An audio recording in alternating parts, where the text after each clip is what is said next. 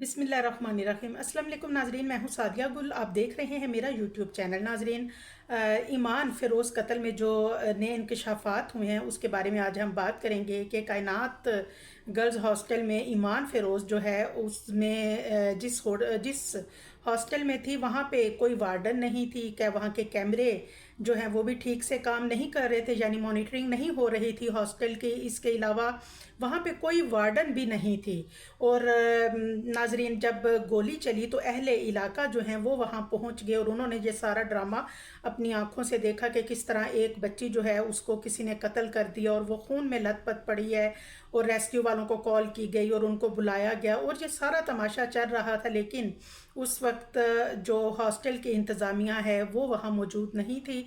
अब सवाल ये पैदा होता है कि आखिर हॉस्टल की जो इंतज़ामिया हैं वो आखिर कहाँ सो गए, कहाँ जाके सोई हुई थी। और पुलिस जो है, तफ्तीशी ऑफिसर जो हैं वो कहते हैं कि ज़रूर इसमें हॉस्टल के अंदर का कोई बंदा जो है वो शामिल है। और कमरे में मौजूद 3 लड़कियों से जब वो तफ्तीश की गई और उन्होंने पूछा कि क्या आप लोग उसकी फ्रेंड थी, रूममेट थी, क्या आपको लगता है कि उसका कोई बॉयफ्रेंड था, तो जिस पे लड़कियों ने कहा कि नहीं, हमें ऐसा नहीं लगता कि ईमान का ये कोई बॉयफ्रेंड था।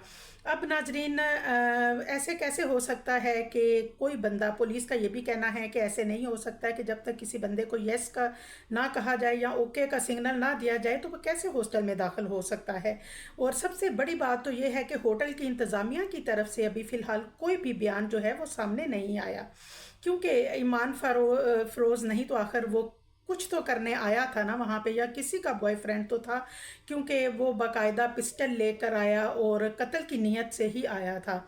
और नाजरीन, सवालिया निशान उठाया जा रहा है हॉस्टल की जो सिक्योरिटी है उस पे कि कातिल जो है उसका अभी तक कुछ पता नहीं चल पाया। पुलिस की तरफ से कोई उसकी तस्वीर या वीडियो सामने नहीं आई। और ये कैसा इत्फाक हो सकता है कि जी 1.5 घंटे से वो बंदा जो है वो हॉस्टल के अंदर मौजूद था और ईमान बाहर आती है और वो इतने ईमान ही के कमरे में वापस जाता है और उस बाकी लड़कियों को वाशरूम में भेज देता है और उसको कत्ल कर देता है। ये कोई अजीब ये इत्फाक ही, अगर ये वो उसका उसका उसके साथ कोई मामला नहीं था तो ये महज फिर एक अजीब इत्फाक ही है। और नाजरीन, उसने जैसे 1.5 घंटा इंतज़ार करने के बाद ईमान को कत्ल भी कर दिया। लिहाजा पुलिस जो है वो इस मामले को क्यों दबाना चाहती है? आखिर ईमान जो है उसके बाद क्या हॉस्पिटल जो हॉस्टल वाले थे वो इसमें मुलविस हैं, उनकी इंतज़ामिया जो है उनका कोई मामला था। अब ये क्या मामला थे? और नाजरीन, इंशाल्लाह जैसे हमें इनकी अपडेट मिलती है हम आपसे शेयर करेंगे, क्योंकि पुलिस जो है उसको ईमान का जो मोबाइल है वो मिल गया है और उससे कुछ एविडेंस ऐसे मिले हैं जो कि शायद इस वाक़े को इन्वेस्टिगेट करने में मददगार साबित हों।